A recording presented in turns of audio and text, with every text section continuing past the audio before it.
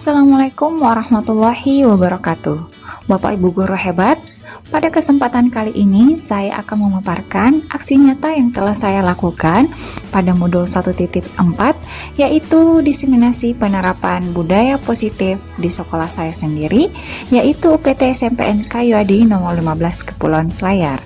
Bersama saya, Andi Rizka Ardis, JGP Angkatan 9 dari Kepulauan Selayar. Selamat menyaksikan.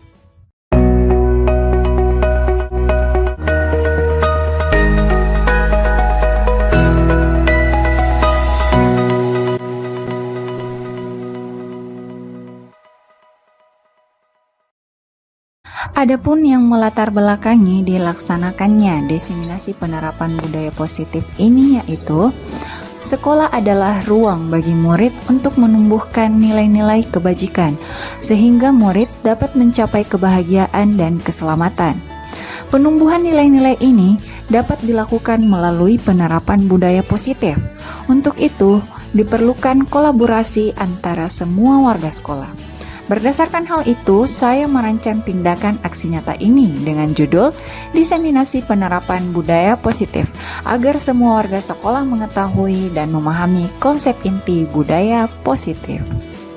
Tujuan dilaksanakannya diseminasi penerapan budaya positif ini adalah semua warga sekolah dapat 1. Mengetahui dan memahami konsep inti penerapan budaya positif, 2. Menyusun kesepakatan kelas, dan 3. Menerapkan pendekatan segitiga restitusi dalam penyelesaian masalah. Tolok ukur keberhasilan diseminasi penerapan budaya positif ini adalah 1. Adanya poster keyakinan kelas, 2. Penerapan segitiga restitusi, dan 3. Murid memiliki rasa tanggung jawab, mandiri, dan disiplin. Adapun lini masa yang akan saya lakukan, 1. Membuat perencanaan dan menyusun PowerPoint presentasi, 2. Berkoordinasi dengan kepala sekolah mengenai materi penerapan budaya positif dan jadwal diseminasi, 3. Memaparkan konsep inti budaya positif, yaitu disiplin positif dan nilai-nilai kebajikan universal, motivasi perilaku manusia, hukuman dan penghargaan serta restitusi, kebutuhan dasar manusia, keyakinan kelas, posisi kontrol, dan segitiga restitusi. 4. Mengidentifikasi teori motivasi dan kebutuhan dasar manusia berdasarkan contoh kasus, menentukan posisi kontrol berdasarkan video. 5. Menonton video penerapan segitiga restitusi. 6. Melakukan simulasi penerapan segitiga restitusi. 7. Membuat keyakinan kelas bersama siswa, dan yang terakhir refleksi kegiatan. Adapun dukungan yang saya butuhkan, yang pertama, saya berkoordinasi dengan kepala sekolah mengenai ruang diseminasi. Kemudian, yang kedua, saya juga berkoordinasi dengan sarana dan prasarana dalam hal menyediakan alat-alat yang saya butuhkan seperti speaker, mic, dan infocus. Selain itu, saya juga membahas dengan sarana dan prasarana mengenai genset dan tenaga yang akan menjalankannya. Yang ketiga, saya berkoordinasi dengan OSIS dalam rangka tim dokumentasi yang akan mendokumentasikan selama saya melaksanakan diseminasi ini. Dan yang terakhir, saya menyiapkan secara pribadi, yaitu slide presentasi, kabel panjang, pointer, tripod, dan HP sebagai alat perekam. Kegiatan pertama, diseminasi budaya positif, membagikan pemahaman dan pengalaman dalam menerapkan budaya positif kepada rekan sejawat.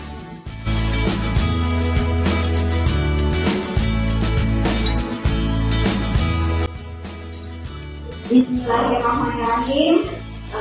Pertama-tama saya ucapkan yang terhormat kepada Ibu Wakil Kepala Sekolah dari SMPN Kayu Adi nomor 15 Kepulauan Selayar. Yang saya hormati Bapak Ibu Guru dan staf UPT SMPN Kayu Adi nomor 15 Kepulauan Selayar. Assalamualaikum warahmatullahi wabarakatuh.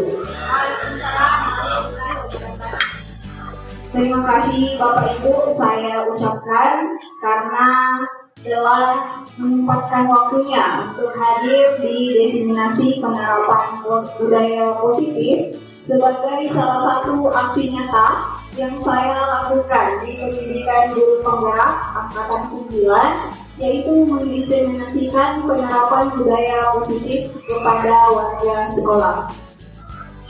Baiklah, untuk mengefisienkan waktu, langsung saja saya akan memulai diseminasi penerapan budaya positif ini. Adapun agenda dalam acara diseminasi ini, yang pertama adalah pembukaan, di mana pembukaan ini sedang berlangsung sekarang. Kemudian ada ice breaking, kemudian latar belakang diseminasi, tujuan diseminasi, pembahasan materi, dan yang terakhir adalah refleksi dan penutup. Adapun materi yang akan saya bahas, yang pertama ada 6. Yang pertama adalah disiplin positif dan nilai-nilai kebajikan universal. Yang kedua, teori motivasi, hukuman dan penghargaan serta restitusi. Keyakinan kelas. Yang keempat, kebutuhan dasar manusia. Yang kelima, posisi kontrol, dan yang terakhir atau yang keenam adalah materi segitiga restitusi. Apa yang melatar belakangi saya melakukan diseminasi ini, yaitu jadi sekolah itu bukan hanya tempat untuk menimba ilmu secara akademik, tapi di sekolah juga anak-anak diajarkan untuk menanamkan nilai-nilai, menumbuhkan nilai-nilai kebajikan pada anak. Untuk itu saya melaksanakan Asinata, diseminasi penerapan budaya positif ini, agar kita semua warga sekolah mengetahui seperti apa itu budaya positif dan mulai menjalankannya. Adapun tujuannya, yang pertama adalah mengetahui dan memahami konsep inti penerapan budaya positif. Yang kedua, menyusun kesepakatan kelas. Dan yang ketiga, menerapkan pendekatan segitiga restitusi dalam penyelesaian masalah. Oke, ice breaking. Ya, ice breakingnya di sini adalah tebak gambar. Jadi gambarnya bisa ditebak kalau Bapak Ibu konsentrasi. Ya, jadi ada 5 gambar yang akan Bapak Ibu tebak. Jadi silakan perhatikan gambarnya baik-baik dan kata apa yang terbentuk dari gambar-gambar tersebut. Baiklah, kita masuk ke gambar yang pertama. Gambar pertama ada gambar anak, buas, dan ikan. Nah, kira-kira apa kata dari ketiga gambar ini kalau dihubungkan? Anak, hilang N-nya diganti dengan G, buas, agak belum, hampir. Agak punya diganti dengan E.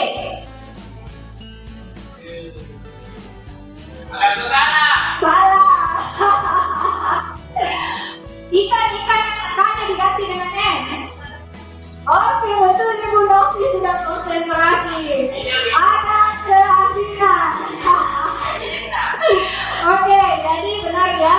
Ya, sekarang gambar kedua. Ada bunga. Terus ini apa ini, kira-kira gambar apa nih Bapak Ibu? Lagi gini ya, lagi keren ya. Jadi R-nya itu diganti dengan D. Jadi kira-kira apa? Oke, betul. Ini ya, sudah konsentrasi. Ngadep. Oke, ini yang kita butuhkan sekarang ya. Ngadep, karena cuaca lagi panas. Yang ketiga, ini ada balon, balonnya dihapus saja. Gambar apa ini? Iya, lontong apa? Oke, betul sekali. Ada anak-anak yang menunggu masih. Lontong sayur. Iya. Oke, gambar keempat. Ini agak susah. Pasti kayaknya bisa jawab ini. Oke, hipertensi. Satu pi. Ya ini paling sukar nih. Oke. Apa? Iya, S1. Gambar pertama S1. Ya, kalau dihubungkan jadi apa Bapak Ibu? Apa? Aduh, ini benar. Oke, mantan bos KS paling butuh. Ya.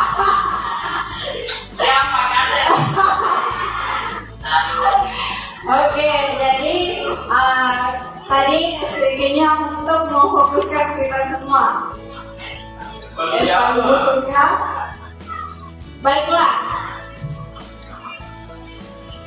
Oke, kita masuk ke pernyataan. Jadi ada 3 pernyataan, Bapak Ibu tinggal pilih setuju dengan pertanyaan ini atau tidak.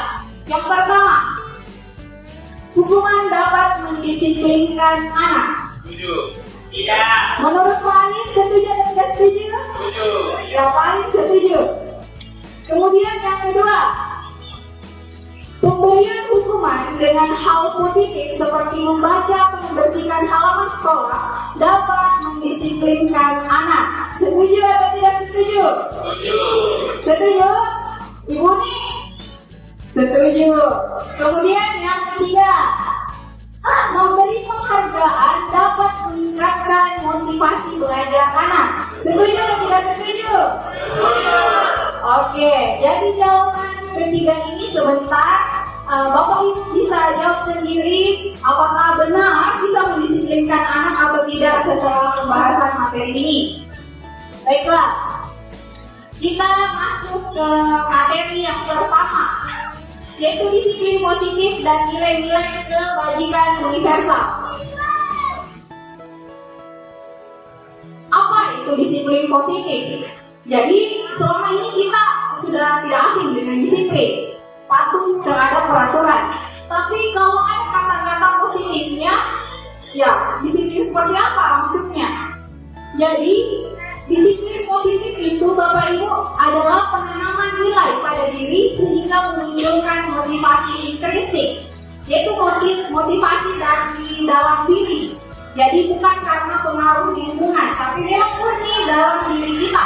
Jadi kita melakukan itu tanpa ada paksaan atau karena ada pengaruh dari luar. Nah, dan inilah yang mau kita tumbuhkan kepada anak didik kita, yaitu mereka bisa belajar tanpa disuruh, mereka bisa belajar tanpa diiming-imingi hadiah. Jadi mereka bisa belajar karena memang motivasi dalam diri kita. Nah, jadi bagaimana cara menumbuhkannya? Kemudian ada nilai-nilai kebajikan universal. Maksudnya di sini, jadi kita semuanya pada dasarnya mempunyai nilai-nilai yang kita tahu bahwa itu baik. Nah, tapi di sini saya cuma menampilkan salah satu nilai kebajikan saja. Sebenarnya masih banyak lagi nilai-nilai selain ini.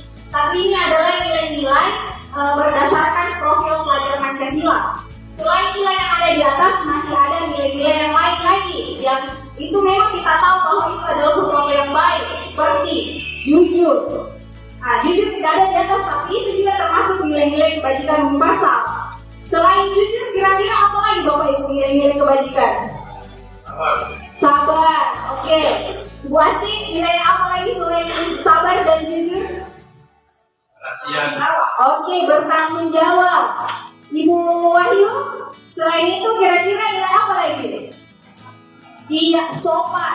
Dan masih banyak lagi nilai-nilai yang lain yang memang kita semua setuju bahwa itu adalah sesuatu yang baik.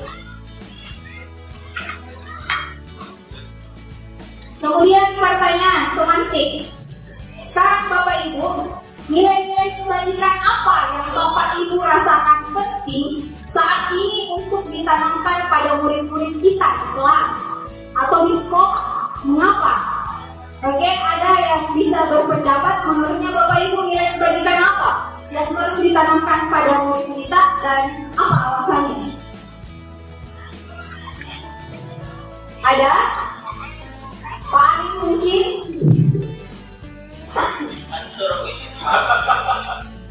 Apa yang empati? Empati. Kenapa perlu? Kenapa empati menjadi penting untuk ditumbuhkan kepada anak didik kita, Pak Ali? Saya dia punya sesuatu yang banyak bagi kepada ibunya. Oke, jadi rasa berbagi ya kepada sesama, bukan guru, selamat datang dan lain sebagainya. Itu yang dia punya.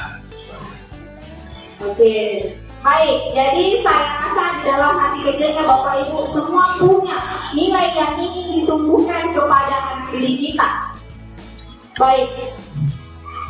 kita masuk ke materi yang kedua, yaitu teori motivasi, hubungan, dan penghargaan serta restitusi.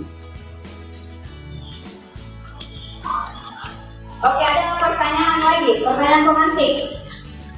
Oke, sebagai seorang guru, saat Anda hadir di kelas tepat waktu, motivasi apa yang mendasari Anda? Apakah Anda datang tepat waktu karena tidak ingin ditegur atasan? Atau Anda ingin mendapatkan pujian dari atasan Anda? Atau yang ketiga, karena Anda ingin menjadi orang yang menghargai waktu, menghargai diri sendiri, dan menjadi teladan bagi murid-murid kita? Manakah motivasi yang paling kuat mendasari tindakan Anda? Ya, yang mana kira-kira Bapak Ibu alasan Anda? Yakin yang ketiga? 1 dan 3 berarti kombinasi ya? Ya, ada jawabannya di atas saya. Tidak apa-apa. Amanah. Oh, berarti menghargai diri sendiri ya? Menghargai diri sendiri. Oke, berarti itu poin masuk ke poin yang ketiga. Ya, seperti itu. Jadi semoga hal yang memotivasi kita adalah motivasi yang ketiga. Ya, seperti itu. Karena kalau motivasi ketiga ini sudah hadir dalam kita, 1 dan 2 ini sebenarnya ini ngikut je. Ya, yang penting yang ketiga dulu.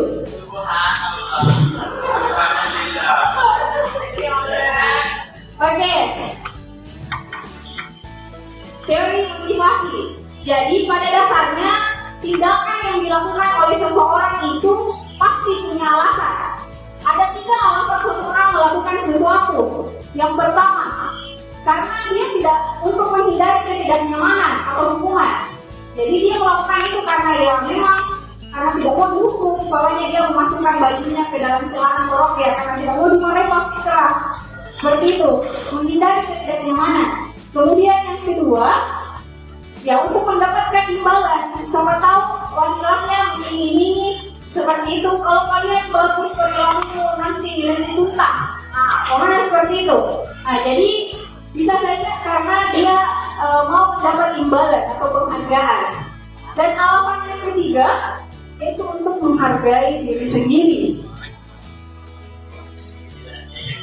Di mana alasan 1 dan alasan 2 ini motivasi yang terbentuk adalah motivasi eksternal, yaitu motivasi karena faktor lingkungan. Sedangkan untuk alasan yang ketiga ini adalah motivasi internal. Tugas kita Bapak Ibu bagaimana menumbuhkan motivasi yang ketiga ini. Nah, supaya anak-anak itu bisa melakukan sesuatu ya meskipun tidak ada alasan yang pertama atau yang kedua. Nah, seperti itu Bapak Ibu. Susah jadi guru ya? Oke.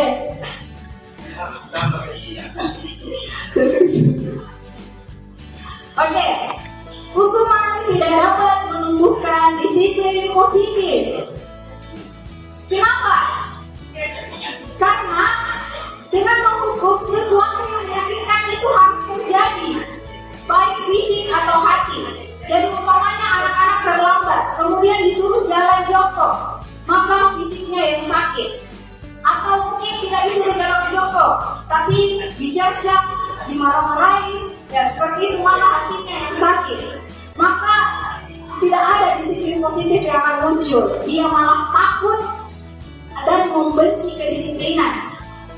Kemudian hukuman tidak dapat menumbuhkan disiplin positif karena hukuman ini bersifat paksaan.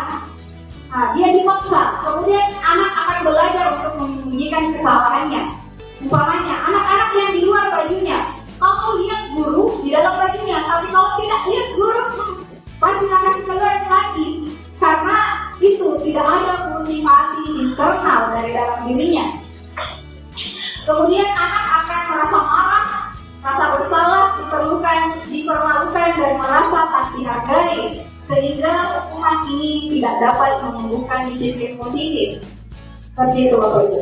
Kemudian bagaimana dengan penghargaan?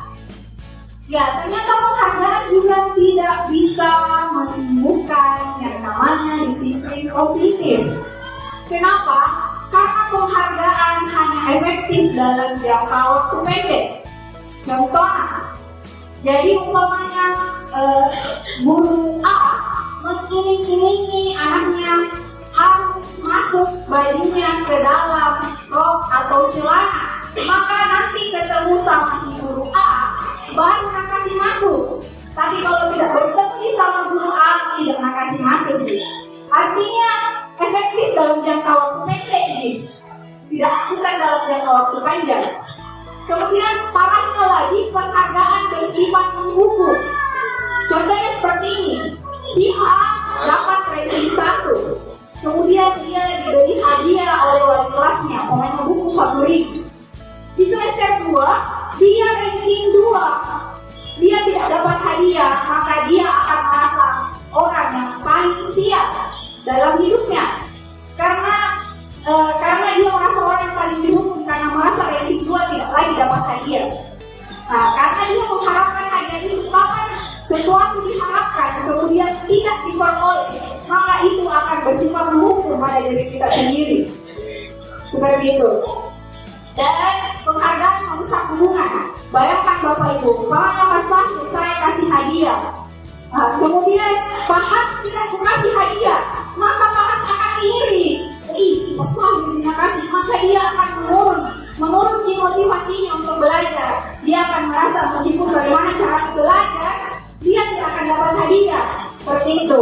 Bagus tuh motivasi yang menurun, kalau ibu yang menurun. Oke, baik. Jadi penghargaan tidak dapat menumbuhkan disiplin positif. Kemudian selain hukuman, ternyata ada lagi yang disebut dengan konsekuensi. Nah, sekarang mari kita lihat kira-kira apa perbedaannya.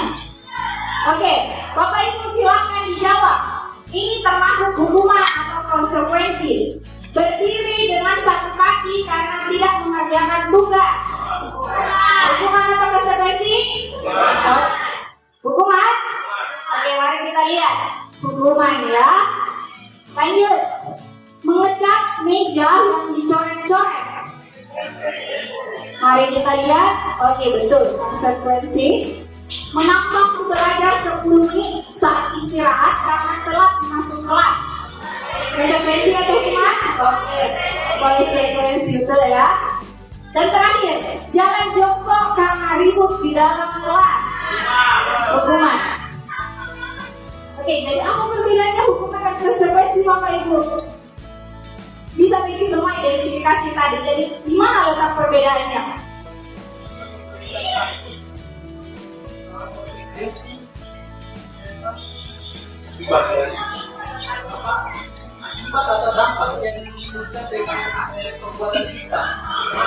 Oke, ada lagi tambahan. Terima kasih Pak Samir ya, Pak Sudarmi. Adalah berdampak pada diri dan dampaknya dalam atau dia adalah memberikan dari studi perasaan. Dan kalau studi adalah dia cenderung kepada memberikan solusi tetapi tidak memberikan tujuannya dalam paksaan. Oke, terima kasih Pak Sudarmi. Ada lagi Bapak Ibu yang mau ditambahkan perbedaannya konsekuensi dan hukuman? Kalau kita lihat, hukuman itu kayaknya tidak ada hubungannya dengan kesalahan ya. Seperti ribut suruh jalan jongkok, apa hubungannya ribut sama jalan jongkok? Tidak ada ya. Nah, tapi konsekuensi ada hubungannya. Ya, dia mengejar kembali dicoret-coret. Tapi seperti yang Pak Sudarmi katakan, sifatnya masih paksaan. Seperti itu. Terus, oke, ada contoh kasus. Oke, mari kita teliti bersama contoh kasusnya. Iva kurang menguasai pelajaran matematika, sehingga pada saat pelajaran tersebut berlangsung, dia lebih banyak berdiri dan menggambar di bukunya. Pada saat guru matematikanya Pak Seno menanyakan pertanyaan, Iva menjadi gugup dan tak sengaja menjatuhkan tas dari kursinya, serta tiba-tiba menjadi gagap pada saat menjawab. Seluruh kelas pun tertawa melihat perilaku Iva yang bicara gagap tersebut. Pak Seno saat itu membiarkan teman-temannya Iva menertawakan Iva. Iva pun akhirnya tambah tergagap dan malu luar biasa. Dan malahan Iva diminta untuk maju ke depan dan berdiri di depan kelas sambil menunjuk hidungnya karena tidak bisa menjawab pertanyaan Pak Seno. Kelas makin gaduh dan anak-anak pun tertawa melihat Iva di depan kelas memegang ujung hidung itu. Oke. Bisa dimengerti ya contoh kasusnya Bapak Ibu? Oke. Bayangkan Bapak Ibu dilawan oleh Iva. Iva ditertawakan oleh teman satu kelasnya. Bayangkan jika Bapak Ibu jadi Iva. Pertanyaannya adalah, apakah Anda setuju dengan tindakan Pak Seno kepada Iva? Oke? Bu Tina, tidak. Kenapa Bu Tina? Kenapa Bu Tina tidak setuju? Bu Tina sebagai guru matematika, kenapa tidak setuju? Oke, baik. Kemudian, menurut Anda, apakah tindakan Pak Seno hukuman atau konsekuensi? Oke, hukuman karena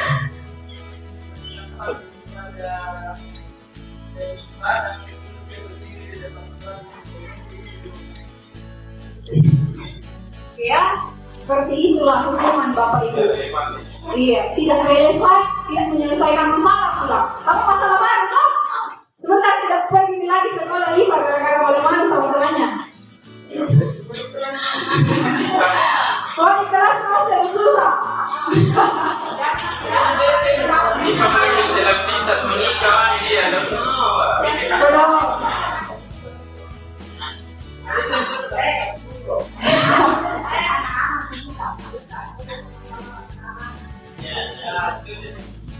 Baik, contoh kasus kedua. Ya. Ibu Anas, guru kelas 2 SD, mendapatkan masalah. Murid-muridnya tidak bisa tertib, berdiri antri di depan pintu kelas dan selalu berebutan masuk setelah jam istirahat. Ini tentunya sangat mengganggu proses pembelajaran, di mana kelas tidak dapat mulai tepat waktu karena Ibu Anas sibuk menenangkan murid-muridnya dalam waktu yang cukup lama. Akhirnya Bu Anas berpikir cepat dan mengandalkan stiker bintang. Setiap murid-muridnya akan masuk ke kelas usai istirahat. Siapa yang dapat berdiri lurus dan berbaris rapi di depan itu dapat bintang dan Bu Anas. Sebagian besar murid-muridnya menyambut tantangan tersebut dan langsung berdiri rapi di depan pintu agar mendapat stiker bintang. Hal ini terus dilakukan Bu Anas selama beberapa minggu karena cukup berhasil membuat murid-muridnya berdiri rapi di depan pintu. Sampai pada suatu saat Bu Anas sakit dan terpaksa digantikan oleh Pak Heru. Pak Heru tidak tahu tentang stiker bintang. Dan benar saja, pada saat masuk kelas, usai jam istirahat, murid-murid kelas 2 kembali berebutan ke dalam kelas. Nah, seperti itu. Jadi,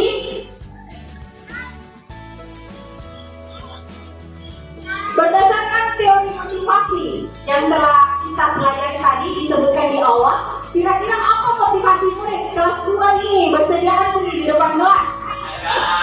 Iya, karena mau dapat apa? Iya, dapat bintang ya, stiker bintang. Nah, berarti ternyata penghargaan itu tidak efektif karena di akhir tidak bekerja jadi. Nah, artinya seperti itu ya, penghargaan tidak efektif, hanya efektif saat diberi bintang saja. Saat tidak diberi bintang lagi kembali ke awal. Jadi sangat tidak efektif. Kemudian adakah cara lain agar murid-murid kelas 2 ini bersedia antri di depan kelas tanpa diberi penghargaan stiker bintang? Kira-kira ada tidak? Murid kelas 2 ya Bapak Ibu, kelas 2 SD. Ya. Kelas 2 SD masih anak-anak suka lari-lari. Kira-kira bagaimana cara menertibkannya? Dan kelas 2 SMP lagi suka ramai di SMP. Kira-kira apa? Itu sampai tidak ancaman. Kira-kira ada tidak? Kelas 2 SD itu berarti harus pilih nyanyi ya, dengan lembut seperti itu. Diberikan contoh. Nah, kasih lihat video bebek yang berbaris rapi. Nah, siapa tahu masuk di akalnya? dengan contoh-contoh sederhana karena kelas 2 SD dia tingkat pemikirannya masih sederhana juga. Baik Bapak Ibu. Iya, berikan contoh. Ya, hukuman salah, penghargaan juga salah. Jadi apa yang harus dilakukan untuk memunculkan motivasi intrinsik? Jawabannya adalah restitusi. Apa itu restitusi? Restitusi adalah proses menciptakan kondisi bagi murid untuk memperbaiki kesalahan mereka, juga mengajarkan murid untuk mencari solusi untuk masalah mereka, dan membantu murid berpikir tentang tujuan mulia dan bagaimana mereka harus memperlakukan orang lain. Bagaimana contoh restitusi? Insya Allah ini akan dijelaskan lebih lanjut di materi ke-6, yaitu penerapan segitiga restitusi. Kita lanjut saja Bapak Ibu ke materi ketiga, keyakinan kelas. Ya, minum dulu ya Bu. Keyakinan kelas. Selama ini saya sudah masuk di beberapa kelas, saya sudah lihat ternyata di kelas itu sudah ada yang menempel tentang peraturan kelas. Seperti kelas yang mati, saya lihat mencuri denda 15K. Telat masuk kelas denda 5K. Oke, baik terus itu. Ya, di kelas-kelas lain juga ada yang seperti itu. Saya sudah lihat beberapa kelas sudah menerapkan tentang peraturan kelas. Terlihat ya. Berbenang kelas terlihat dari kata-katanya yang rekreasi. Oke. apa penjabat lain nih? Harus dikalahkan. Oke, lanjut ya. Ternyata kita jawab dulu pertanyaan pemantiknya sebelum kita masuk lebih dalam ke tentang keyakinan kelas. Bapak Ibu, mengapa kira-kira kita tidak dianjurkan untuk minum sambil berdiri? Kira-kira kenapa?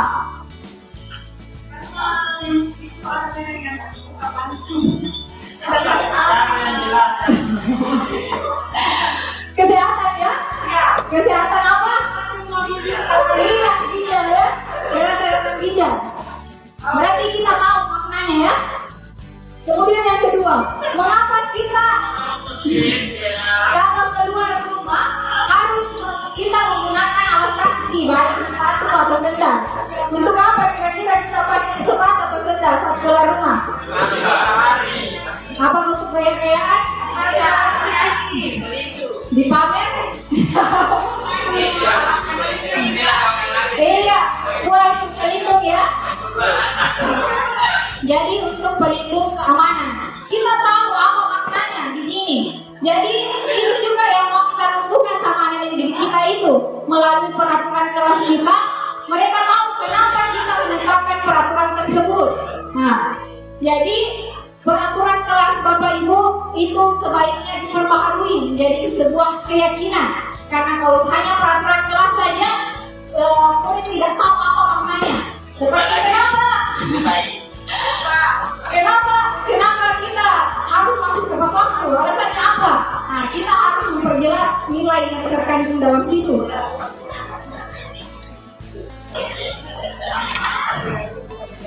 Iya.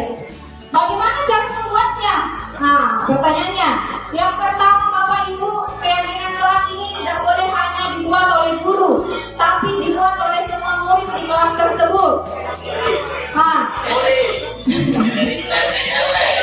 jadi murid-murid bercurah pendapat, dikasih tahu menurut Ananda apa peraturan kelas yang mau kita sepakati, seperti itu. Jadi bukan hanya guru, karena kalau hanya guru berarti tidak ada kesepakatan antara dua belah pihak ya. Nanti siswa akan merasa dipaksa karena dia terpaksa setuju karena gurunya. Ya. Kemudian mencatat semua masukan pada murid. Jadi dicatat di semua masukannya murid, dia mau peraturan yang seperti apa. Kemudian gantilah kalimat-kalimat yang bentuknya negatif menjadi positif, seperti dilarang dilarang terlambat. Ubah ini dengan masuk kelas tepat waktu, lebih enak didengar dan kesannya lebih positif. Nah, seperti itu. Jadi kita ubah, hilangkan kata tidak, hilangkan kata dilarang, karena biasanya orang yang dilarang itu semakin dikerjakan. Ya, seperti itu Bapak Ibu ya. Semakin dilarang, semakin dikerjakan ya. Jadi kita ubah kalimat negatifnya menjadi positif. Kemudian ajaklah keluarga murid untuk menemukan nilai kebajikan dari peraturan kelas tersebut. Kemudian sebaiknya keyakinan ini tidak terlalu banyak Bapak Ibu, 3-7 saja, karena kalau terlalu banyak susah dihafal. Nah, susah dihafal juga kalau terlalu banyak. Dan setelah keyakinan kelas dibuat, maka semua warga kelas dipersilakan untuk menyetujuinya, kalau perlu ditandatangani supaya lebih sah. Iya, betul, ditandatangani. Kemudian selanjutnya ditempel di tempat yang mudah terlihat. Nah, supaya sewaktu-waktu, oh ini keyakinannya, oh ini yang dilanggar oleh sesuatu, jadi bisa dipantau terus. Bagaimana contoh keyakinan kelas? Jadi seperti ini. Umpamanya kita sudah sepakat hadir tepat waktu. Maka nilai kebajikan apa yang terdapat di situ? Disiplin. Meminta izin jika ingin keluar kelas, berarti menghargai dan menghormati orang lain. Nah, berarti kita tinjau lagi nilai-nilai kebajikan yang ada di dalamnya. Menjaga kerapian, mandiri, menjaga kebersihan kelas, tanggung jawab, dan berdoa pokoknya sebelum dan sesudah belajar, berakhlak mulia, dan seterusnya. Seperti itu Bapak Ibu. Berhubung ini kita tinggal 1 bulan lagi belajar ya, jadi mungkin bisa diterapkan di awal semester nanti, semester 2 Bapak Ibu. Nah, supaya anak-anak memiliki pengetahuan tentang nilai-nilai yang terkandung dalam kesepakatan kelasnya, dalam peraturan yang ada dalam kelasnya. Ya, seperti itu. Lanjut ke materi keempat, kebutuhan dasar manusia. Jadi setiap tindakan yang kita lakukan Bapak Ibu itu sebenarnya untuk memenuhi kebutuhan kita, kebutuhan dasar kita. Hanya saja terkadang siswa kita itu menempuh jalan yang negatif. Nah, itulah yang mau diluruskan Bapak Ibu. Ada 5 kebutuhan dasar manusia. Yang pertama, bertahan hidup, penguasaan, kasih sayang dan rasa diterima, kebebasan dan kesenangan. Jadi ada 5 alasan seseorang untuk melakukan sesuatu. Jadi segala sesuatu yang kita lakukan, seperti makan. Kalau makan itu untuk memenuhi kebutuhan apa? Bertahan hidup ya. Ya, bertahan hidup seperti itu. Healing. Untuk apa kita healing? Saya bisa kesenangan, kebebasan, kasih sayang. Ya, jadi sebenarnya kita untuk memenuhi kebutuhan dasar ini.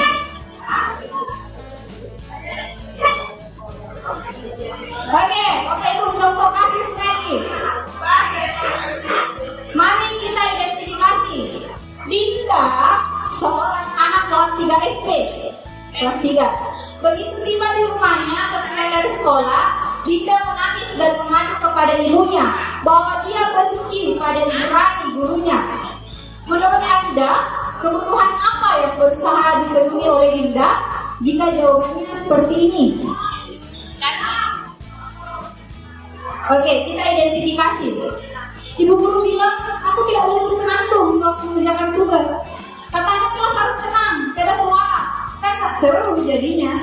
Kira-kira kebutuhan apa yang sedang dipenuhi Dinda? Apa? Ada 5 tadi. Bertahan hidup, kesenangan, penguasaan, kebebasan, dan kasih sayang. Oke, mari kita lihat siapa yang benar. Kesenangan.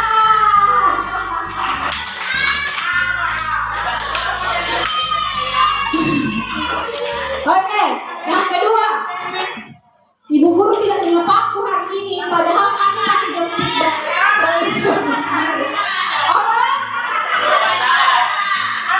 Oke, betul. Aku bosan.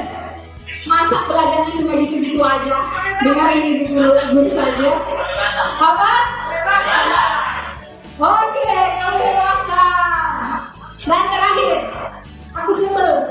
Gambarku tidak rapi. Malah ibu guru tunjukin ke teman-temanku di depan kelas. Apa?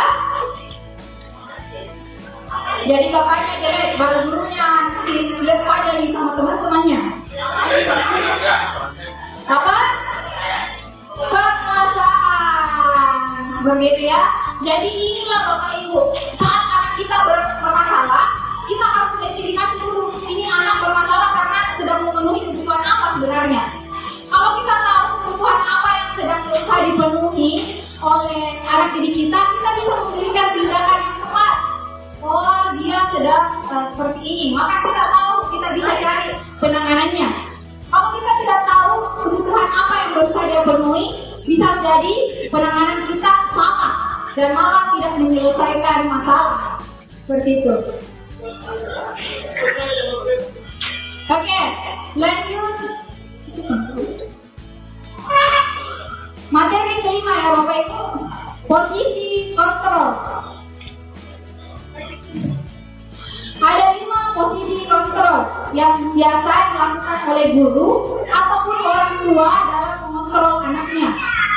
Yang pertama adalah posisi penghukum. Ya, saya kayaknya di sini juga sering posisi penghukum. Seorang penghukum biasa menggunakan hukuman fisik maupun verbal. Fisik seperti suruh jalan jongkok, suruh lari, verbal dengan marah-marahnya, mencaci makinya, seperti itu. Kemudian ada posisi membuat rasa bersalah.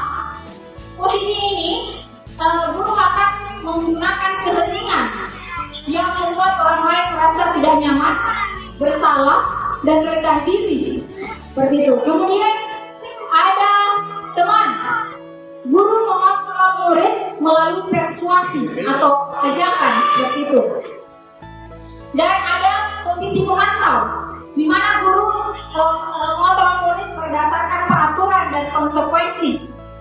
Dan yang terakhir adalah posisi manajer, di mana guru mempersilahkan murid mempertanggungjawabkan perilakunya, mendukung murid agar dapat menemukan solusi atas permasalahannya sendiri. Pertanyaan saya Bapak Ibu, selama ini kita ada di posisi mana? Oke, paling sering Pak Sahir posisi mana yang dipakai mengontrol? Menghukum. Iwan juga menghukum, karena menghukum itu kan cepat begitu, langsung cepat ditindak. Oke, sekarang saya mau memperlihatkan sebuah video kepada Bapak Ibu. Bapak Ibu diminta untuk mengidentifikasi ini guru sedang mengontrol anak pada posisi apa. Ya.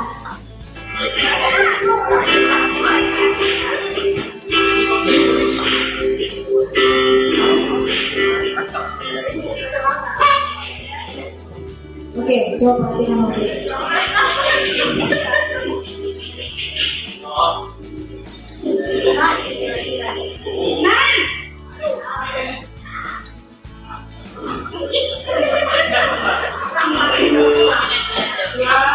Sudah jam berapa ini nak? Terlambat pagi ya saya. Iya bu, habis ibu saya membangunkan saya bu. Kamu malah menyalahkan ibu kamu. Kamu bukan anak yang paling kencang. Kok terlambat sih? Iya bu, saya memang terlambat bangun tadi. Jadi biarpun saya lari kencang, tetap gak kejar bu. Ya sudah sana, nanti lain kali larinya lebih kencang lagi ya, biar gak terlambat lagi. Bikin seneng ibu, demi ibu, bisa kan? Bisa bu. Ya sudah sana masuk kelas, ibu beresin urusan absen kamu. Kamu ini ada-ada saja.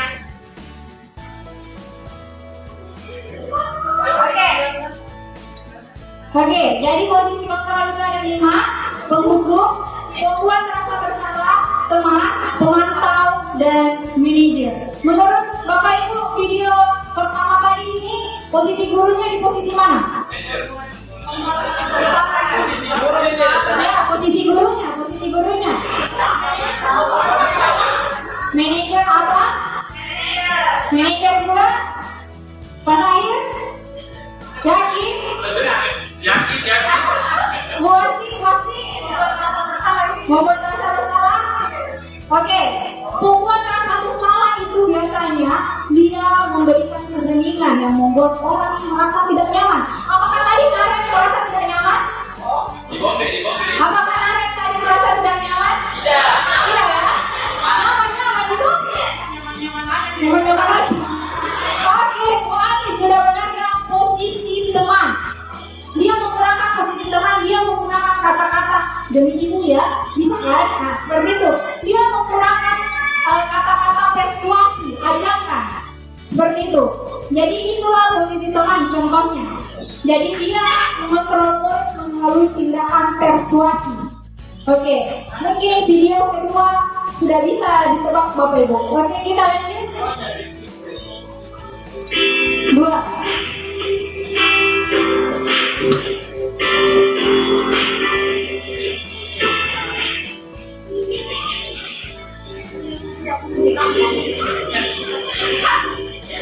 Ya, di sini makanya bilang dia.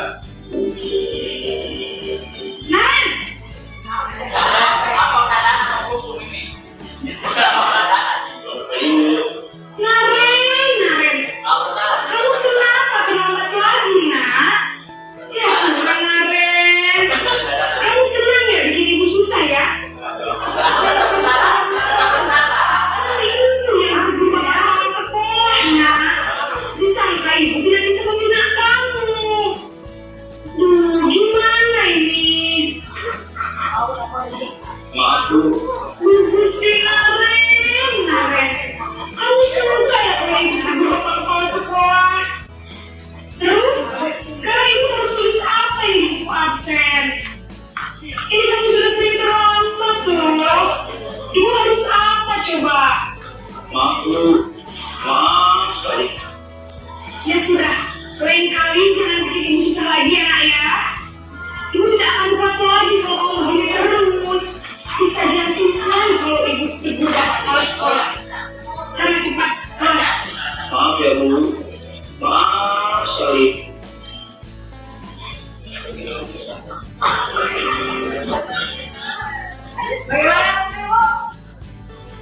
Terus posisi apa? Iya, ini baru posisi membuat rasa bersalah, membuat orang merasa tidak nyaman dengan kata-katanya. Jadi seperti itu ya. Kita masuk ke video ketiga. Jadi kasih Naren ya, jangan bosan dengan Naren.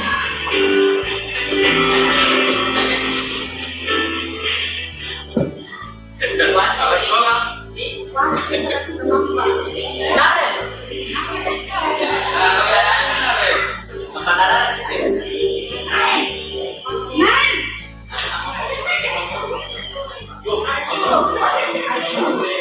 Ibu. Selamat pagi Naren. Maaf Bu. Saya terlambat. Iya, sekolah masuknya jam 7, sekarang sudah jam 7.20. Jadi sekarang bagaimana ya Naren? Maaf Bu. Saya lupa saya semalam. Baiklah, menurut kamu, keyakinan sekolah yang mana yang perlu ditingkatkan? Menghargai diri sendiri dan orang lain mungkin ya Bu. Setuju.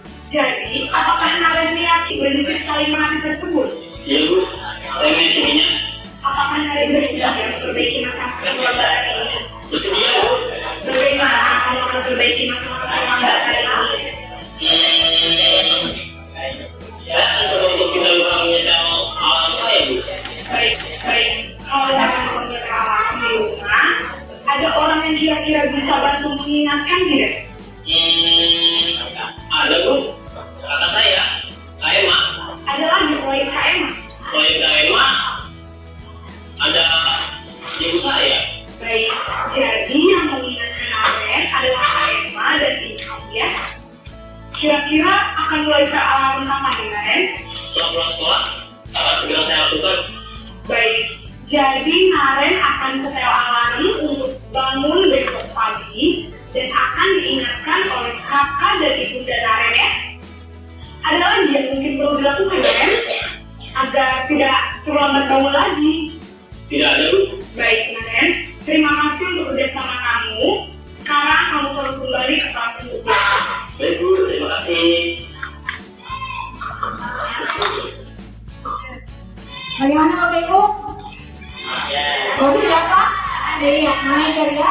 Karena muridnya dibimbing untuk menemukan solusi sendiri dari masalah yang ia perbuat. Video keempat.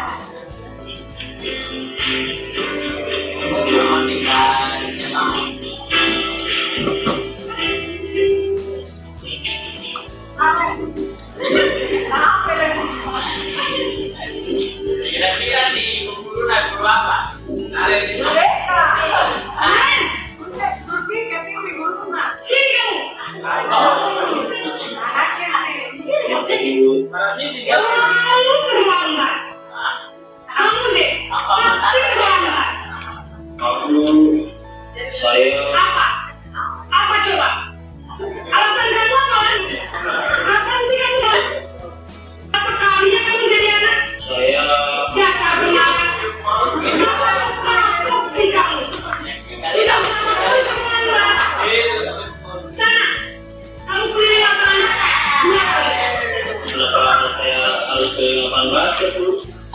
Kenapa? Kamu lawan ibu. Berani-beraninya jawab. Sudah terlambat, masih berani jawab kan? Sekarang, keliling lapangan basket 5 kali sekalian. Biar kapok. Cepat. Pergi sana ke lapangan basket. Dari 2 jadi 5. Bagaimana Bapak Ibu? Ngomong ya, dari kata-katanya sudah menyakiti hati. Bahkan ada yang tidak diberikan kesempatan untuk mengungkapkan alasannya kenapa terlambat kodok. Suruh keliling lagi. Aduh, pengawasan kemarin. Video yang kelima ya, yang terakhir.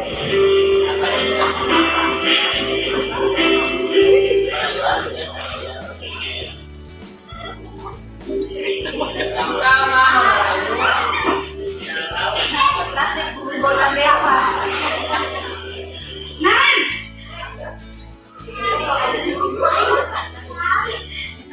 Selamat pagi Bu. Naren, apa peraturan sekolah kita tentang jam berapa kita harus masuk sekolah, Nak? Kita harus di sekolah jam 7 Bu. Iya betul, sekarang sudah jam 7.20. Naren sudah tahu konsekuensinya jika terlambat hadir.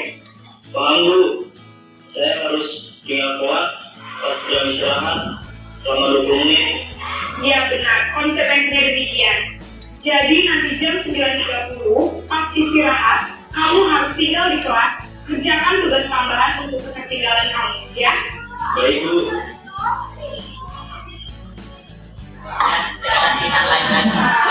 Memantau ya.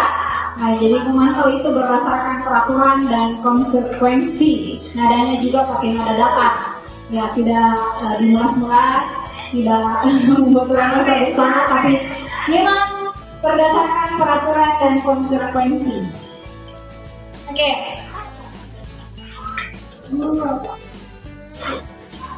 Berarti Bapak Ibu sudah bisa bedakan ya? Menurut Bapak Ibu, posisi mana yang paling baik? Posisi mana Bapak Ibu di angka kelima tersebut? Posisi mana yang baiknya digunakan guru untuk mengontrol murid? Posisi apa? Manajer kuning? Yang lain setuju? Bu Asti setuju? Posisi manajer, posisi terbaik? Sisi teman kalau saya.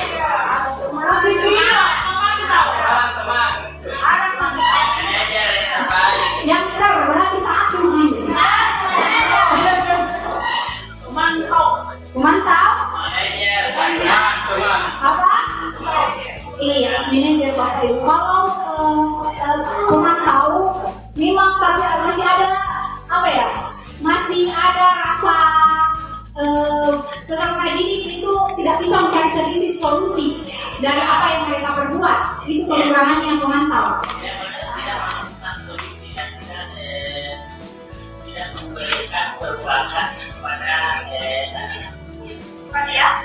Kembali lagi ke motivasi. Baik Bapak Ibu. Ya, materi terakhir ya. DDP, oke slide nanti. Segitiga restitusi. Segitiga restitusi adalah proses dialog yang dijalankan oleh guru atau orang tua agar dapat menghasilkan murid yang mandiri dan bertanggung jawab. Ada 3 tahapan. Yang pertama adalah menstabilkan identitas, di mana anak yang berbuat salah ini distabilkan identitasnya dari orang yang gagal karena berbuat salah menjadi orang yang sukses. Kemudian memvalidasi tindakan yang salah. Kita perlihatkan di mana letak kesalahan mereka, dan selanjutnya menanyakan keyakinan. Jadi kembali lagi ke keyakinan. Itulah pentingnya keyakinan kelas, karena kita bisa pergunakan, jadikan pedoman untuk menerapkan segitiga restitusi ini. Nah, kalau tidak ada keyakinan kelas, bagaimana kita menanyakan keyakinan? Peserta didik saja tidak tahu apa keyakinannya. Jadi penting adanya keyakinan di setiap kelas. Selanjutnya, oke, jadi ini adalah video yang saya buat bersama Ananda Amar, di mana di situ kami mensimulasikan tentang penerapan segitiga restitusi dengan menampilkan 3 tahapan tadi.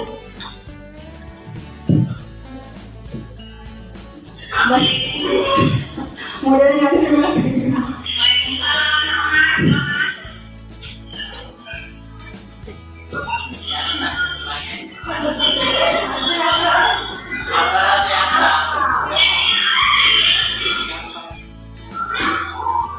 Amar tahu kenapa bukannya kesini? Ya tahu, kemarin saya menggambar di atas meja menggunakan tugas itu. Oh, seperti itu. Ibu di sini tidak sedang mencari-cari kesalahan kamu. Ibu mau kita sama-sama cari solusi dari permasalahan ini. Kalau boleh tahu, kenapa mau mencari-cari dia? Sengaja Bu, kemarin saya lihat gambar lekter di TikTok Bu, bagus banget. Dan saya mau coba di atas meja Bu. Oh, seperti itu. Iya, tidak apa-apa. Ibu juga waktu sekolah pernah berbuat salah, ada tugas, mencari-cari dia juga. Ibu lihat, kamu suka menggambar ya? Ya suka banget Bu, saya semua melihat desain-desain gambaran ini Bu. Oh, hebat kan kalau kamu masak terus, itu kamu bisa terkenal. Amar, kita kan punya kesempatan kelas. Kira-kira karena Amar mencari-cari dia, kesempatan mana yang telah melanggar? Sepertinya menjaga dan merawat fasilitas sekolah. Betul sekali. Amar bisa saja ingin menggambar, tapi tidak sampai mencoret-coret media dan fasilitas sekolah lainnya. Ya Bu, maaf. Amar, kira-kira ada tidak solusi supaya kamu bisa bergambar akan mungkin dengan guru biasa yes, tapi kan medianya udah tercoret-coret. Bagaimana cara kamu bisa berhasil? Saya akan menjadi Kamu punya cek di rumah? Iya ada Bu. Lalu saya mau bercek kalian dan sepertinya masih ada sisa. Dan cukup bukti yang saya buat.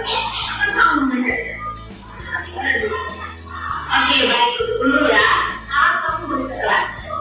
Iya terima kasih Bu. Assalamualaikum. Waalaikumsalam.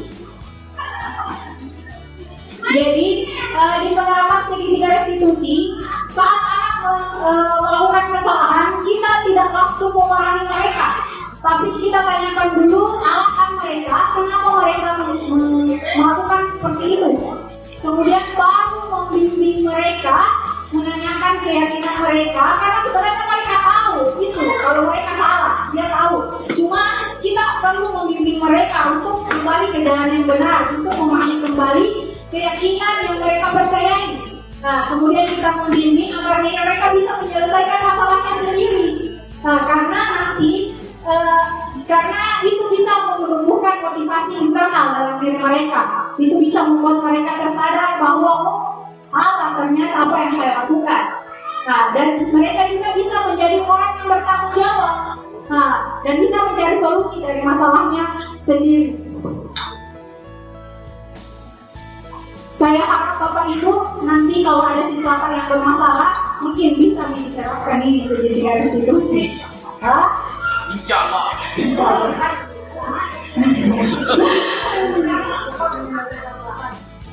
Oke, contoh kasus. Sabun Myanmar. Ibu Dani, jadi ada contoh kasus. Ibu Dani sedang menjelaskan pelajaran bahasa Inggris. Ibu Ani harus nanti di papan tulis. Namun beliau memperhatikan bahwa adik Fajar, mama tidur-tiduran dan tampak acuh-acuh pada pelajarannya. Fajar, coba jawab pertanyaan nomor 3. Maju ke depan, kerjakan papan tulis. Fajar pun tampak malas-malasan maju ke depan dan sampainya depan kelas, di depan papan tulis, Fajar pun hanya diam terpaku sambil memegang buku bahasa Inggrisnya dan memainkan spidol di tangannya. Ayo Fajar, makanya jangan tidur-tiduran, lain kali perhatikan. Sudah sana, duduk kembali. Kira-kira siapa yang bisa? Oke. Dapat ya? Bisa dibayangkan ya kasusnya? Oke. Fajar pun kembali duduk di bangkunya. Hal seperti ini sudah seringkali terjadi pada Fajar. Seperti tidak memperhatikan, hakikat hati dan nilai-nilai pun tidak terlalu baik untuk pelajaran bahasa Inggris. Pada saat ditegur oleh Ibu Dani, Fajar hanya menjawab, tidak tahu Bu. Ibu Dani pun menjawab diri, gimana kau Fajar? Kamu tidak kasihan sama ibu ya? Ibu sudah capek-capek mengajarkan kamu, tidak kasihan sama ibu. Dan Fajar pun diam bisu. Oke, mari kita jawab pertanyaannya. Posisi kontrol apakah yang diambil oleh Ibu Dani dalam pendekatannya kepada Fajar? Oke, di kalimat mana kira-kira poinnya Bapak Ibu? Dirasa bersalahnya? Oke, betul ya, membuat orang merasa bersalah ya. Nah, membuat Fajar diam bisu, menjadi orang yang paling gagal, merasa rendah diri, merasa bersalah. Oke, betul. Berarti Bapak Ibu nanti kalau ada siswanya bermasalah bisa identifikasi, bisa tentukan posisi kontrol mana yang paling tepat. Kemudian membaca sikap Fajar, kira-kira kebutuhan apa yang diperlukan oleh Fajar? Kembali ke 5 kebutuhan dasar. Kira-kira kebutuhan apa yang sedang dipenuhi oleh Fajar? Kenapa dia malah tidur-tiduran saat pelajaran bahasa Inggris? Apakah bertahan hidup, kebebasan, kesenangan, penguasaan, atau kasih sayang? Kira-kira kenapa dia tidur seperti itu? Dan sudah sering kali seperti ini. Adalah Sayang mungkin, perhatian. perhatian. Ibu Husna apa? Kasih sayang. Ada lagi yang lain? Kekurangan kasih sayang. Kalau Pak Sayur, kira-kira kebutuhan apa? Kebebasan. Surplus kasih sayang jadi itu. Oke, jadi Bapak Ibu jawabannya ya perlu diselidiki lebih lanjut ya. Mungkin Fajarnya suka begadang, toh, sehingga sering tidur, berarti kebutuhan bertahan hidupnya karena tidur ya semua bentuk kebutuhan ini. Mungkin saya Ibu Daninya pelajarannya monoton ya, jadi dia mau bebas, bosan dia, bosan, jadi ngantuk dia. Atau bisa juga karena dia mau diperhatikan, seperti kata Ibu Husa dan Pak Air, dia membutuhkan rasa kasih sayang, jadi perlu identifikasi lebih lanjut. Apabila Anda wali kelasnya Fajar dan mengetahui hal ini, bagaimana tindak lanjut Anda? Bagaimana Ibu Novi, kira-kira Ibu Novi jadi wali kelasnya Fajar, apa yang pertama Ibu Novi lakukan? Memberikan kasih sayang. Apa itu kira-kira Bu Novi? Memberikan kasih sayang. Dipanggil. Oke, yang pertama tentunya dipanggil dulu ya. Dipanggil. Selanjutnya kalau sudah dipanggil jawaban. Oke, ditanyakan. Betul. Apakah perlu berkonsultasi dengan orang tua? Perlu ya. Siapa tahu aktivitasnya di rumah seperti apa. Jadi kita juga berkonsultasi dengan orang tuanya. Ya, bisa. Konsultasi nanti tinggi kolesterolnya. Kemarin anak ini pakai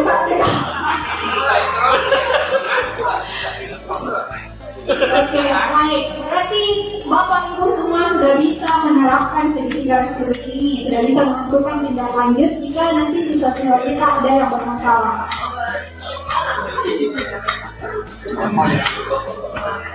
Oke, mari kita simulasikan terakhir ya. Rizkawati dan Satriani berkelahi pada saat jam olahraga. Mengetahui hal itu, Pak Zahir sebagai wali kelas mereka memanggil Rizka dan Satri ke kantor. Sebagai wali kelas, cobalah untuk menerapkan segitiga restitusi berdasarkan permasalahan tersebut.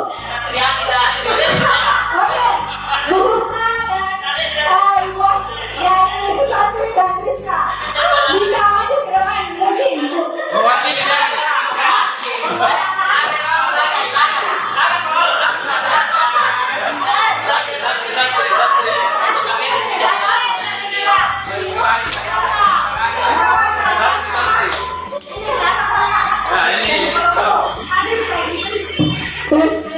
Oke.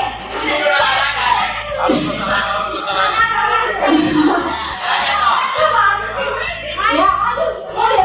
Bu Asti dan Ibu Husna sebagai Satri.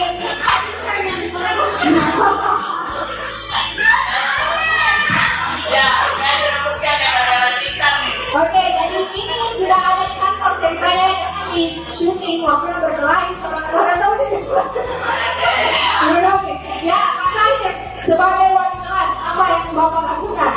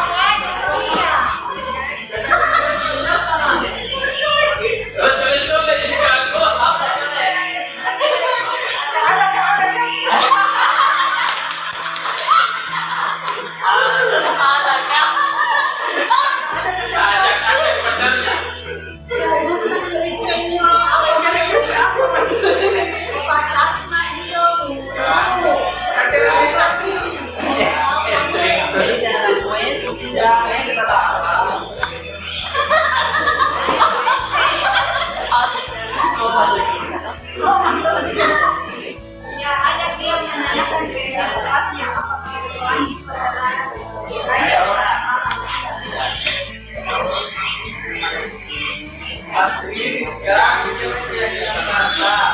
kira-kira pelanggaran ini laki-laki di luar. Coba kita nyawa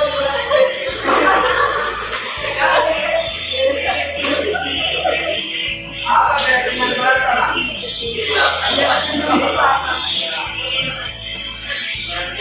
kira-kira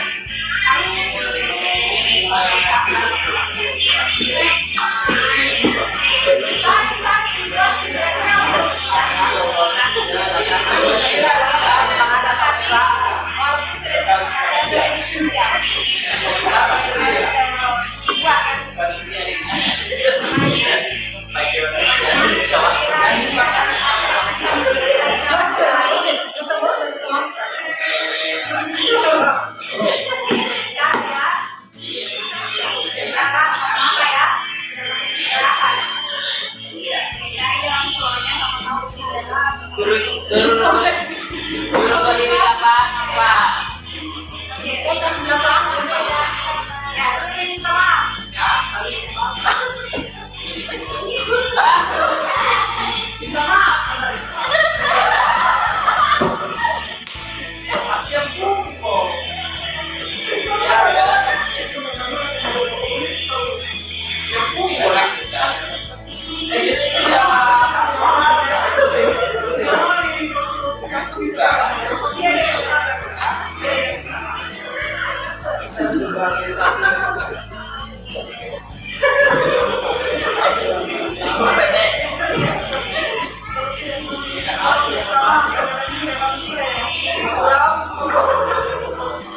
Oke, baik. Terima kasih kedua model. Silahkan duduk kembali.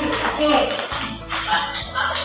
Ya, jadi terkadang Bapak Ibu dalam menyelesaikan masalah ada memang anak yang tidak bisa dikontrol. Biarpun bagaimana caranya. Karena kembali ke posisi kontrol Bapak Ibu, orang yang bisa mengontrol kita adalah diri kita sendiri. Kalau dia tidak memberikan izin kepada pesaing untuk mengontrol dirinya, maka dia tidak akan bisa. Berarti kita mungkin kalau bertemu berdua tidak bisa langsung menyelesaikan masalah, mungkin bisa dengan berbicara satu persatu. Mungkin bicara dulu sama si Rizkanya, baru berbicara sama santrinya. Jangan langsung dipertemukan berdua. Nah, dengan seperti itu kita bisa mendapatkan informasi dari kedua belah pihak secara seimbang. Nanti setelah itu barulah umpamanya informasi yang didapatkan dari Rizka kita sampaikan kepada santri, dan apa yang informasi dari santri kita sampaikan kepada Rizka. Karena biasa kalau orang sudah terkala emosi mau mendengarkan masukan seperti itu. Jadi kita tenangkan dulu emosinya, kita stabilkan dulu dia, baru kita cari solusi dari permasalahan tersebut. Seperti itu Bapak Ibu.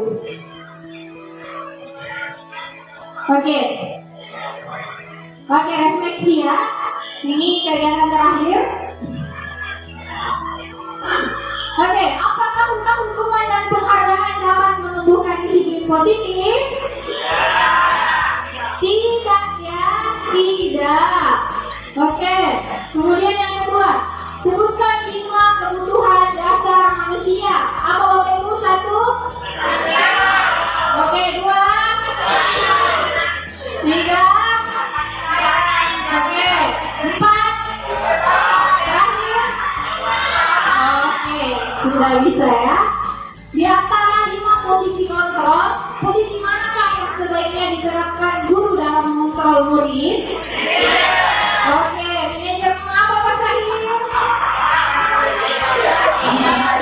Karena apa nih?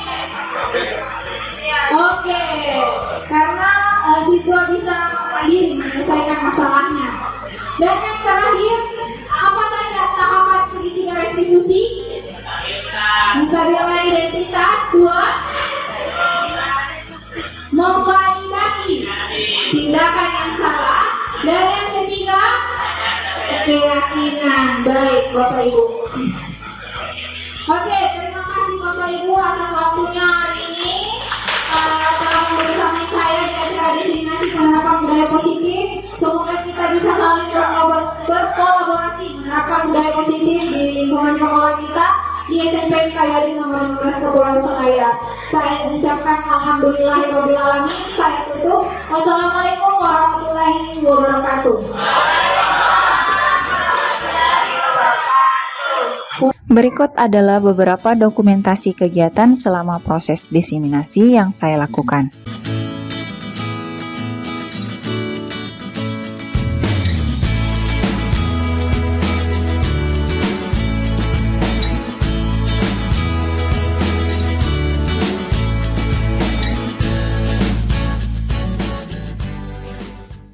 Kegiatan kedua, membuat keyakinan kelas bersama siswa.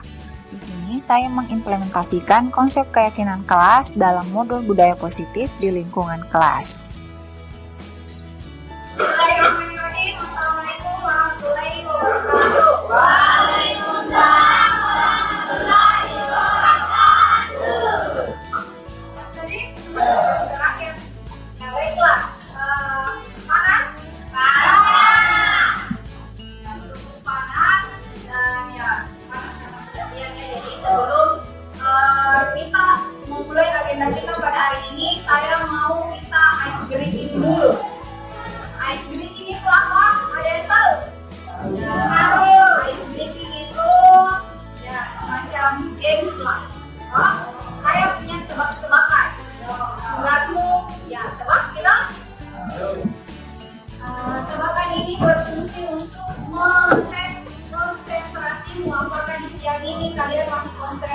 konsentrasi atau sudah tidak fokus lagi? Ya, mulai. Siap? Ya. Perhatikan apa yang saya katakan. Sekali lagi, perhatikan apa yang saya katakan. Ini kucing. Ini apa? Kucing. Ini kucing. Ini kucing. Yang ini kambing. Yang ini kambing. Kalau yang ini kerbau. Kalau yang ini kerbau. Saya ulang. Ini kucing. Ini kucing. Yang ini kambing. Yang ini kambing. Yang ini kambing. Kalau yang ini kerbau. Kalau yang ini kerbau. Oke, sudah bisa? Sudah. Saya tes satu-satu, nah.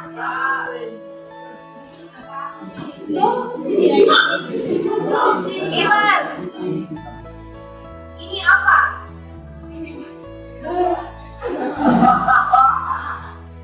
Yang ini apa?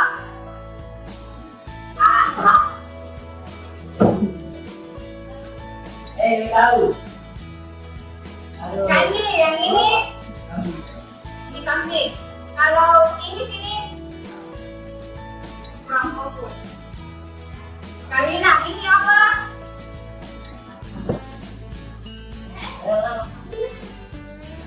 Ini apa? Berapa? Kurang fokus. Bagus. Ini apa?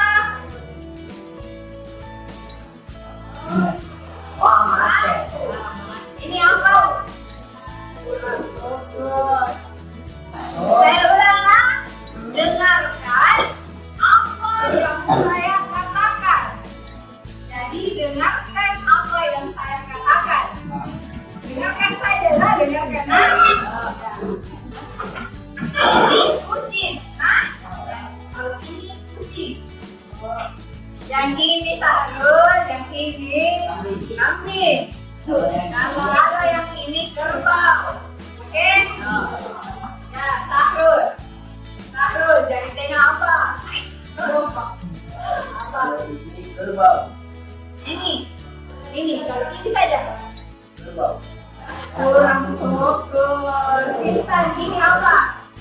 Oke, fokus. Amar. Yang ini kurang fokus. Saira, yang ini kurang fokus. Yuningsih, yang ini apa? Oke, fokus. Jadi kuncinya adalah dengarkan apa yang saya katakan, bukan lihat apa yang saya tunjukkan. Ya, silakan duduk, jadi kalau bilang kaki ini berarti kucing ya. Meskipun saya tunjuk apa saja, yang penting kalau saya bilang ini jawabannya kucing. Jadi begitu saya bilang ini yang kucing, ini yang kucing. Yang jelas makan saya kucingnya tadi dengarkan apa yang saya katakan ya. Nah, jadi yang berfokus Itu saya kasih tahu orang mau belum sah aja. Nah, video nih lo kata dari YouTube.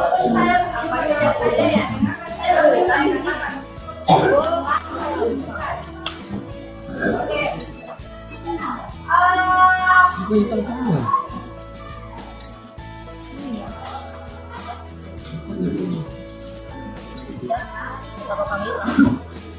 Oke. Ini sudah bulan apa? Bulan 10. Berapa bulan kita belajar? Semester 4 ini. Iya, 3 ya. 3 bulan jalan 4 ini. Kalau kau berubah, sudah mungkin lagi min. Ya, yang sudah min, sudah tahu ada nilainya di atas KKM, ada yang pas KKM, ada juga di bawah KKM, kan? Oke, terus di awal semester waktu kita baru masuk pernah dibikin peraturan kelas tak? Apa contohnya peraturan kelas tak, Agus? Iya, betul. Salah satunya kaki baju harus di dalam. Nah, sekarang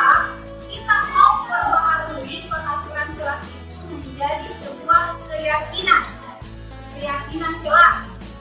Kenapa harus diperbaharui? Karena contohnya seperti ini. Kalau naik motor udah bilang pemerintah harus dipakai helm, Pak. Kira-kira kenapa kasih keluar peraturan seperti itu? Apa Iwan? Agar dapat melindungi kepala dadaku. Iya, jadi untuk keselamatannya ada peko yang tidak pakai kota. Maka pakai murah. Tidak punya apa murah. Nah, jadi artinya kita meyakini bahwa dengan memakai helm itu untuk keselamatan kita. Jadi itulah yang mau diubah peraturan kelas itu menjadi sebuah keyakinan agar yang timbul dari dalam diri kita adalah motivasi internal, artinya motivasi dari dalam jiwamu, dari dalam hatimu bilang harus seperti ini karena memang ada maknanya, ada fungsinya, bukan hanya karena umpamanya kasih baju harus di dalam, nah kalau tidak di dalam kasih keluar kalau dari pelajaran IPA, atau kalau di dalam baju kasih tambah 5 poin. Artinya kalau kalian mengikuti peraturan saya itu karena kalian semua mau dapat penghargaan, yaitu dapat 5 poin atau tanggung di hukum. Nah, dua ini. Dan sebaiknya sebuah peraturan itu diyakini, artinya meskipun tidak ada hukuman, tidak ada penghargaan, kalian tetap melakukan itu. Itu yang dibutuhkan.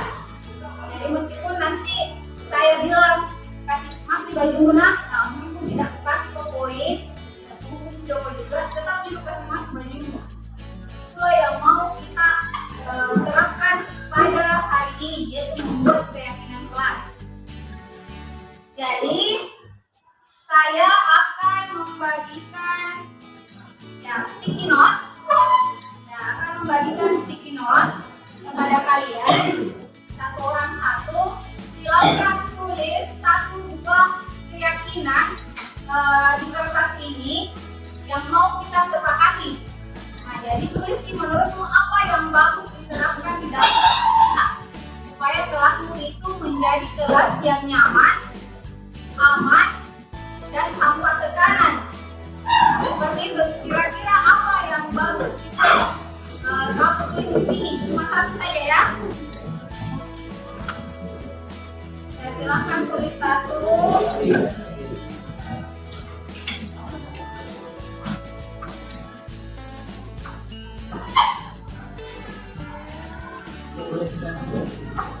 Menurutmu apa yang bagus diterapkan di dalam kelas kita supaya kelas kita menjadi aman, nyaman, tentram, damai, bahagia? Ya, itu jelas.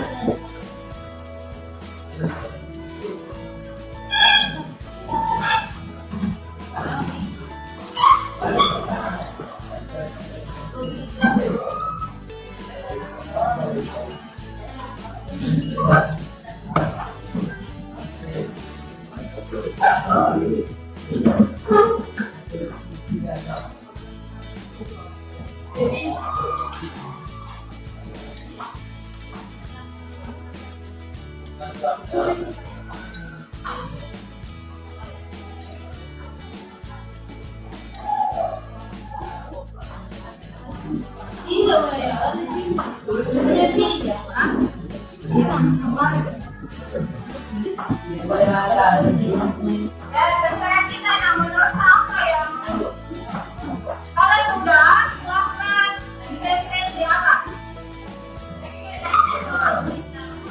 Nggak usah Ibu.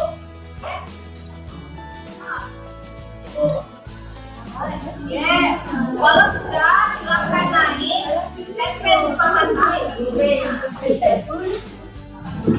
Aduh, ya makan jika masih tidak benar. Yang ini juga.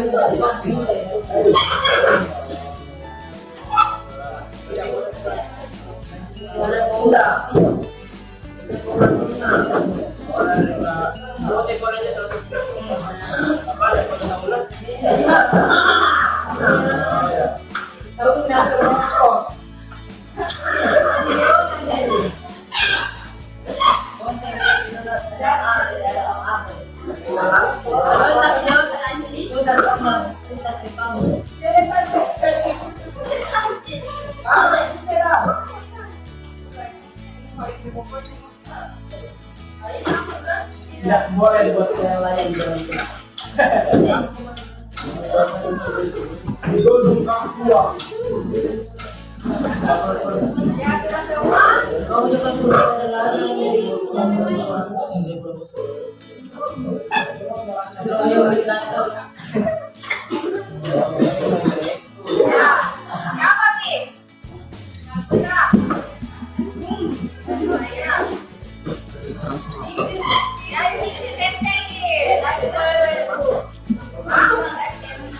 Merak naik ke pulih.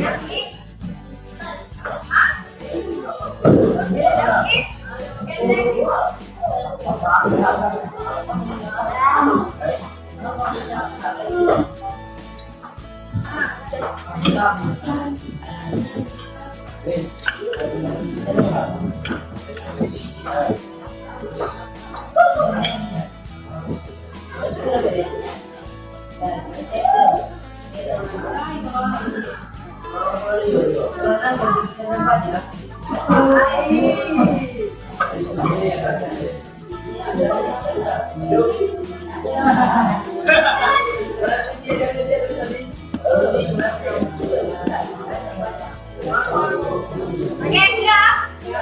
Oke, kita baca ya. Jadi, keyakinan kelas itu dibentuk dari kata-kata yang bersifat positif ya. Jadi kalau ada kalimat negatif di sini nanti kita ubah jadi kalimat positif.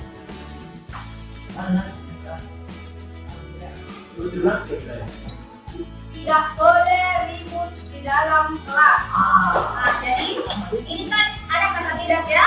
Kata tidak itu negatif ya. Jadi kita ubah menjadi kalimat positif.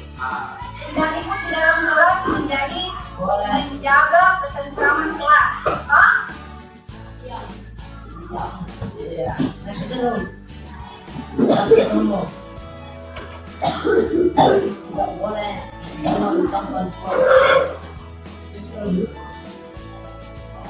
Buang sampah pada tong sampah ya. Bukan pada laci ya.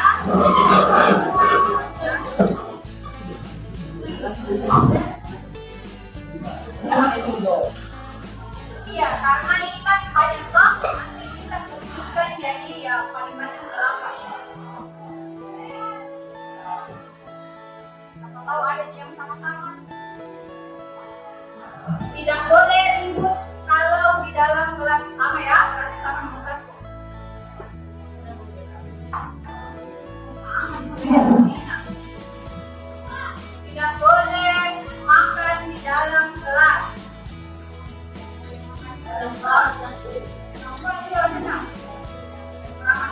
Kalau di dalam kelas ribut kalau aja tidak tentram kelas ya, jauh sama.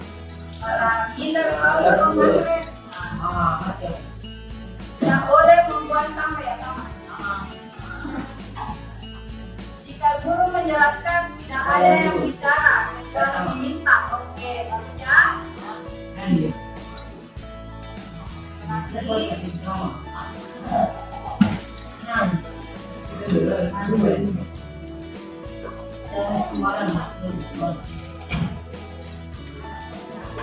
Berbicara setelah dipersilakan. Tidak boleh makan sama. Tidak boleh ribut ya sama. Tidak boleh makan. Apa aja jaga kebersihan sama. Saya mau pakai baju tidak boleh keluar sampai pulang segera. Nah, berarti menjaga kerapian ya.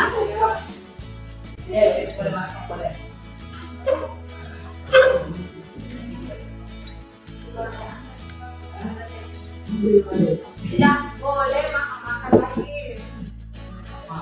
Saling menghargai. Oke.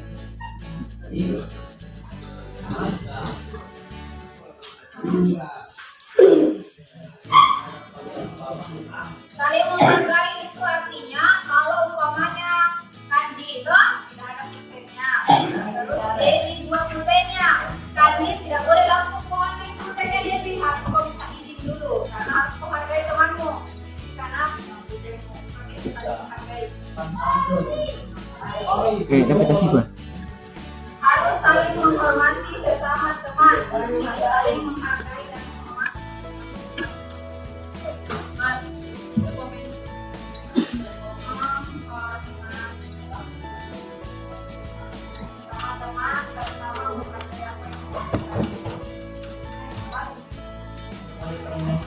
Tidak boleh ribut sama selalu tepat waktu ya.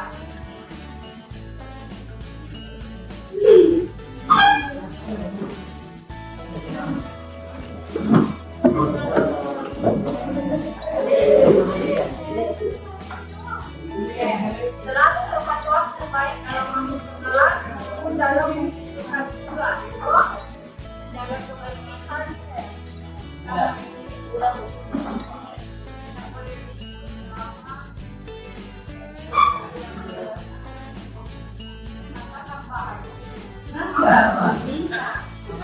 Boleh keluar kelas kalau masih ada boleh menghargai ya.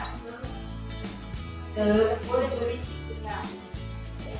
Aman menjaga keamanan.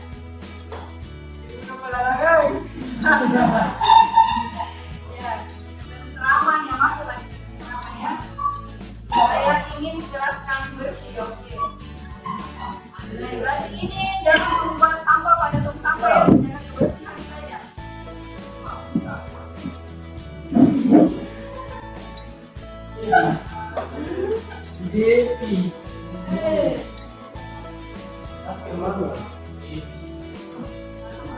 Tidak boleh tertawa saat ada yang presentasi atau salah menghargai dulu. Tidak boleh macam-macam. Agar kelas kita nyaman, kita harus sepakat untuk membersihkannya. Oke, nah, tidak apa-apa kalau enak saja. Oke, berarti ada 6 kesepakatan kelas kita. Saya bacakan kembali. Menjaga ketentraman kelas. Setuju atau tidak setuju? Setuju. Setuju. Tidak? Setuju. Menjaga kebersihan kelas. Setuju. Oke. Berbicara setelah dipersilakan. Setuju. Menjaga kerapian. Dan menjaga kerapian diri dan barang-barangnya.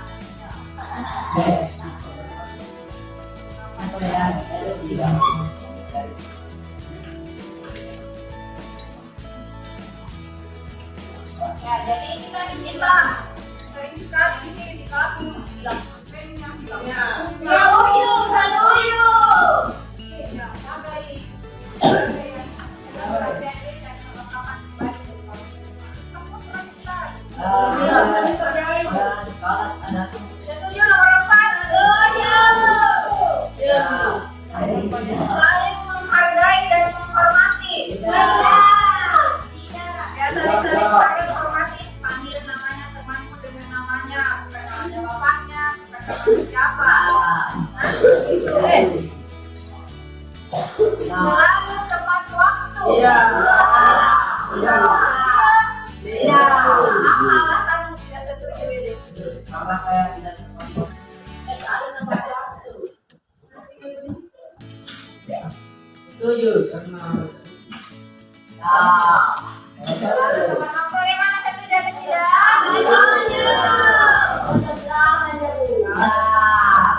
Jadi ada 6 kesepakatan kelas kita, dan kesepakatan kelas ini akan kita buat menjadi sebuah poster dan ditempel di atas kertas karton. Tapi sebelumnya, saya mau kalian mendesain sendiri kesepakatan kelas tersebut. Kalian sudah belajar TikTok? Tahu mengenai TikTok? Oke, berarti sekarang waktunya kita mendesain peraturan kelas kita supaya bagus dilihat ya, kayak film kayak gitu, jadwal pelajaran. Siapa yang bikin itu? Siapa yang bikin itu?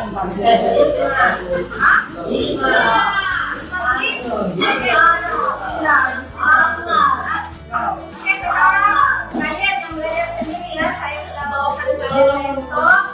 Sekarang kalian bisa aja. Oke, siap? Ya.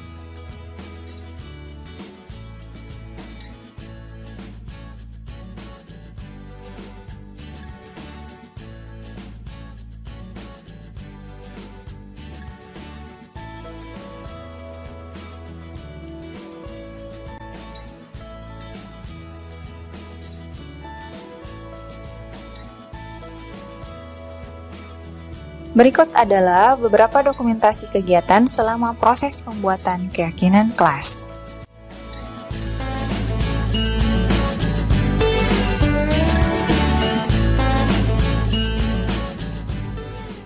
Berikut adalah respon murid setelah proses pembentukan keyakinan kelas. Assalamualaikum warahmatullahi wabarakatuh. Saya di sini akan menanyakan respon peserta didik mengenai perasaan mereka setelah membuat keyakinan kelas. Baiklah, bisa diperkenalkan namanya, Nak? Saya Aura Priani dari kelas 9A. Saya Nuratini dari kelas 9A. Saya Arjun dari kelas 9A. Saya Sri Devi Lasti Latif dari kelas 9A. Oke, baik. Bagaimana perasaan kalian selama proses pembuatan keyakinan kelas ini? Senang sekali. Senang, Bu. Senang dong. Oke, apa yang membuat kalian senang selama proses pembuatan keyakinan kelas ini? Mengapa? Karena kami bisa menyampaikan pendapat. Karena semua masukan kami diterima. Kami bisa berdiskusi dan bertukar pendapat. Seru karena bisa membuat keyakinan kelas pakai Canva. Oke, selanjutnya apa harapan kalian dengan adanya keyakinan kelas ini? Kami bisa menjadi siswa yang lebih bertanggung jawab dan mandiri. Kami bisa menjalankan keyakinan kelas ini dengan sebaik-baiknya. Keyakinan kelas ini bisa menjadi pedoman kami dalam bertingkah laku. Kami bisa menjadi murid yang disiplin dan memiliki perilaku yang baik.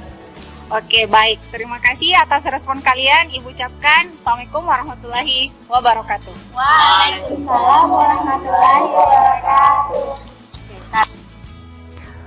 Adapun refleksi yang bisa saya kemukakan setelah melaksanakan implementasi penerapan budaya positif ini adalah